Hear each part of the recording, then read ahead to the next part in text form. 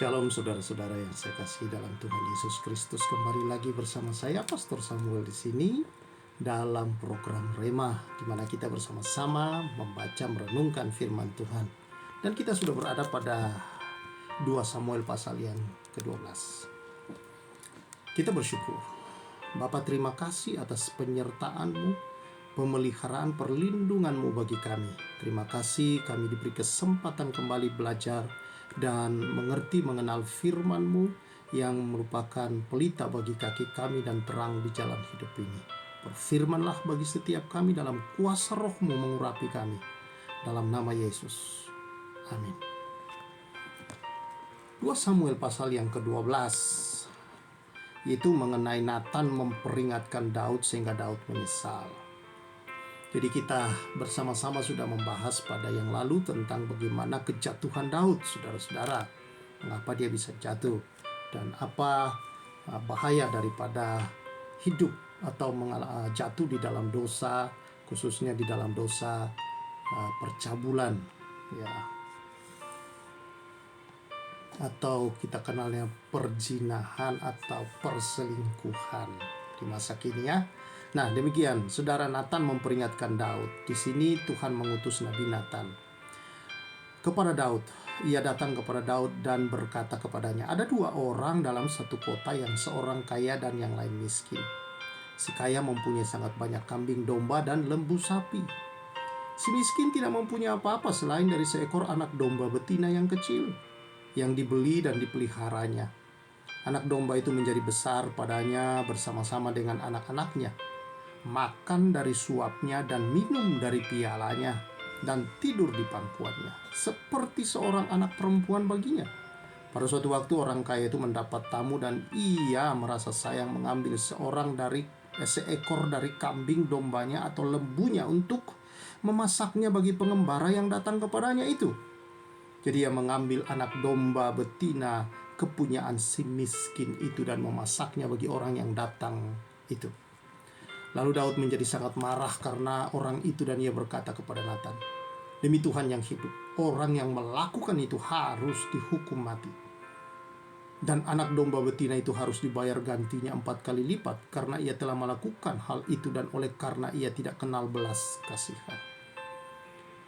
Kemudian berkatalah Nathan kepada Daud, engkaulah orang itu.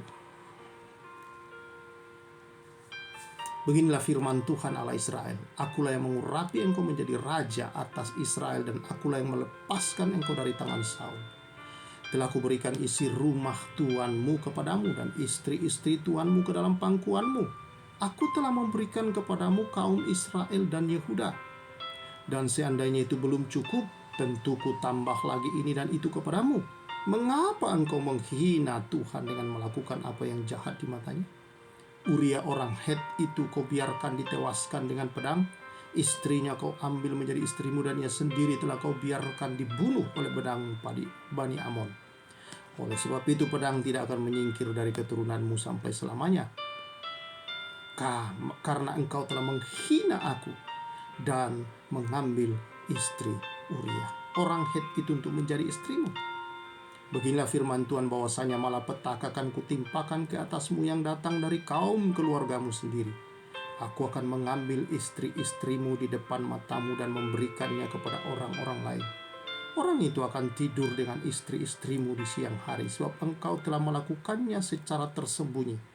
Tetapi aku akan melakukan hal itu di depan seluruh Israel secara terang-terangan.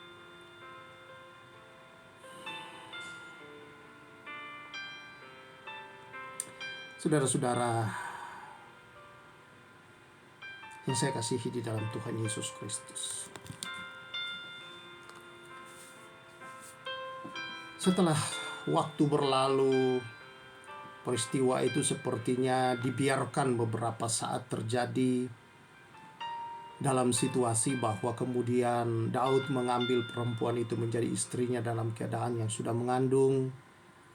Dan rupanya tidak lama lagi kemudian melahirkan, saudara-saudara. Datanglah Nabi Nathan diutus oleh Tuhan. Jadi raja sudah dalam keadaan yang tenang-tenang dan merasa bahwa tidak ada masalah apa-apa. Kayaknya ya santai-santai saja, sudah lewat segala sesuatu, sudah berlalu. Tetapi saudara-saudara, dosa tetaplah dosa. Dosa selalu harus mendapatkan hukumannya, saudara. Dan Tuhan kemudian mengutus Nathan kepada Daud. Datanglah Nathan, saudara, menyampaikan sebuah kisah yang tentunya ini bukanlah sebuah kisah nyata, tetapi menyampaikan ini, saudara, untuk menjadi teguran. Kalau dia sadar, saudara, cara menegur yang sangat halus sekali. Nah, saudara yang saya kasihi, di sini Nathan menggambarkan bahwa ada dua orang di sebuah kota. Yang satu kaya, yang satu miskin. Si kaya ini karena punya banyak kambing, domba, dan lembu sapi. Sementara si miskin ini hanya punya 1 ekor anak domba yang dia beli, dan itu menjadi seperti anak perempuan bagi dia. Makan dari suapnya, jadi sama makan satu piring, dia makan, dia suapi, saudara. Kira-kira demikian. Sangat sayang, dia perlakukan seperti itu sebagai sebuah bukan seekor binatang, tapi seorang manusia. Nah, satu kali dikatakan ada tamu yang datang di rumah orang kaya itu. Namun dia sayang mau mengambil kambing dombanya untuk dia potong untuk tamunya. Dan apa yang dilakukan si kaya? Dia pergi mengambil punya si miskin. Dan dia potong itu untuk tamu-tamunya, dia kasih makan. Daud marah, saudara. Mengapa dia marah? Karena dia pikir bahwa orang ini tidak punya belas kasihan. Dan bahkan Daud berkata, yang seperti ini pantas dihukum mati. Orang tak berbelas kasihan itu layak dihukum mati. Dari sini, saudara, kita melihat teguran daripada Nathan ini. Ada apa dengan orang yang melakukan, saudara, percabulan, perzinahan, perselingkuhan, saudara, hubungan di luar nikah, hubungan seks di luar nikah? Apa bahayanya? Apa sih yang ada dalam diri orang seperti ini? Dari kisah ini kita melihat, saudara, bahwa bukannya orang itu adalah orang yang tidak punya. Setiap orang dihadirkan Tuhan, saudara, dia punya pasangannya. Kisah ini, saudara, adalah kisah bagaimana Daud yang sudah punya banyak. Kalau kita lihat di sini, Tuhan memberi dia Yehuda, Israel, dia pimpin seluruhnya, sudah disatukan Tuhan. Lalu semua saudara-saudara, isi rumah tuannya, ya, yaitu Saul, saudara-saudara, istana Saul, semua kekayaan Saul yang ada itu, dan gundi istri-istri Saul diberikan. Bukan dia nggak punya, saudara-saudara. Artinya dia memiliki sendiri. Tetapi saudara, dia egois rupanya. Orang yang jatuh di dalam dosa karena ada egoisme yang tinggi dalam dirinya yang tidak dia kuasai, dia kalahkan, saudara. Lalu kemudian itu dia biarkan bekerja dalam dirinya, yang selalu ingin punya lebih banyak, punya lagi, saudara, mendapatkan lebih dan lebih untukku dan untukku. Itulah egois, saudara. Amsal berkata itu seperti lintah yang hanya mau mengisap buat dirinya, dan itu yang ada, sifat yang ada yang tidak disadari orang, bahwa dia memiliki di dalam dirinya akan egoisme yang tinggi, sehingga dia memanfaatkan orang lain, saudara-saudara. Dia memanfaatkan nafsu atau keadaan orang untuk memuaskan egonya, nafsunya, saudara-saudara. Yang kedua, kita lihat di sini orang seperti adalah orang yang serakah. Bukan dia tidak punya, tetapi saudara, dia selalu melihat, itu lebih segar, dan dia ingin mengambilnya. Dan terjadilah, saudara-saudara, bahwa orang ini ada keserakahan di dalam diri. Karena itu hati-hati dengan serakah. Kalau saudara mulai serakah dengan hal-hal yang ada di dunia ini, saudara bisa jatuh dalam hal itu, dalam seksual. Ketika saudara mulai serakah dengan kekuasaan, mulai serakah dengan harta, maka saudara mudah jatuh di dalam dosa yang seperti itu.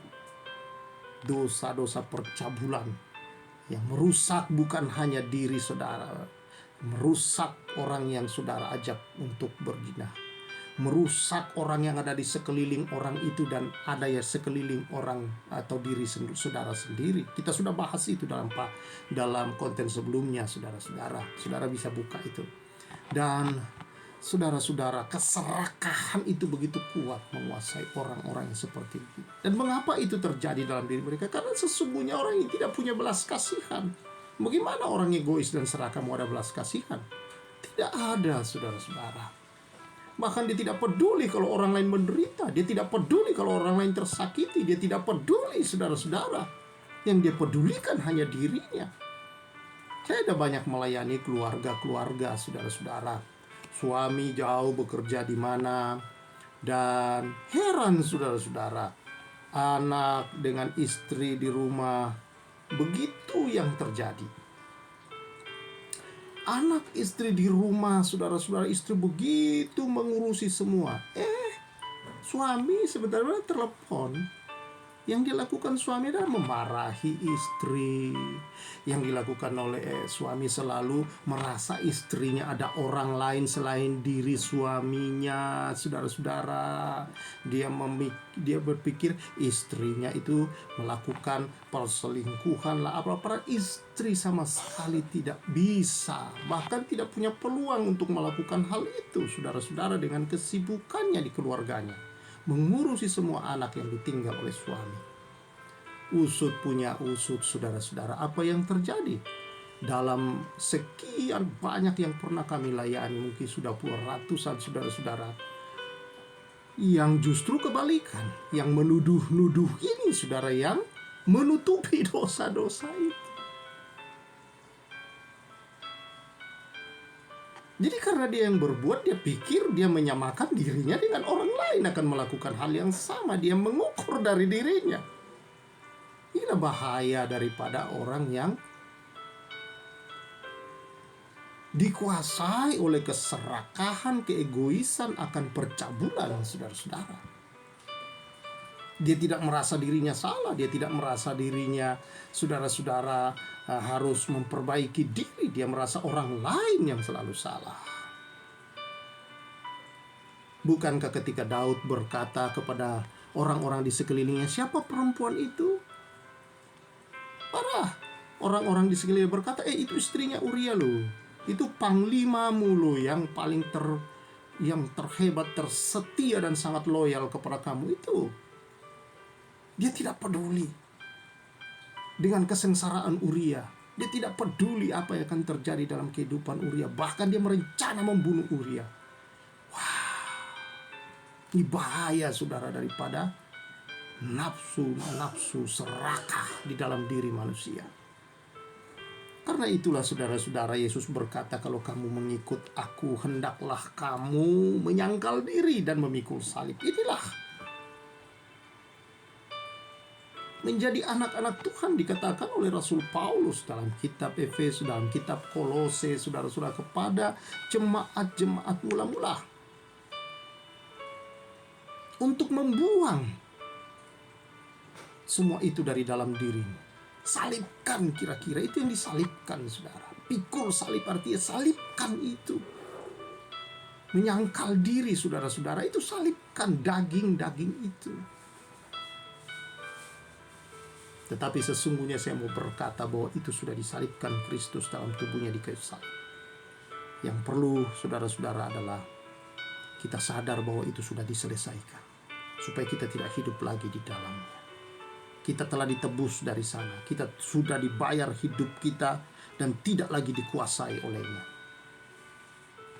Nanti kita akan lihat akan hal itu. Tetapi inilah kita lihat, saudara, dalam diri orang yang jatuh dalam perzinahan, yang melakukan dosa-dosa percabulan, seksualitas, saudara, bentuk apapun, penyimpangan seks, maka sesungguhnya itu, saudara,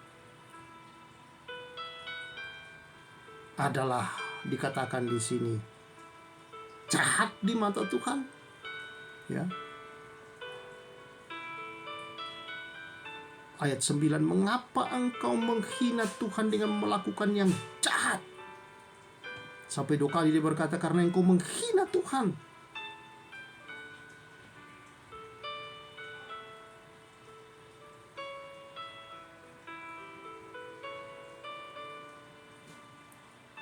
kejahatan dan penghinaan saudara-saudara terhadap Tuhan, selalu ada konsekuensi yang pasti terjadi.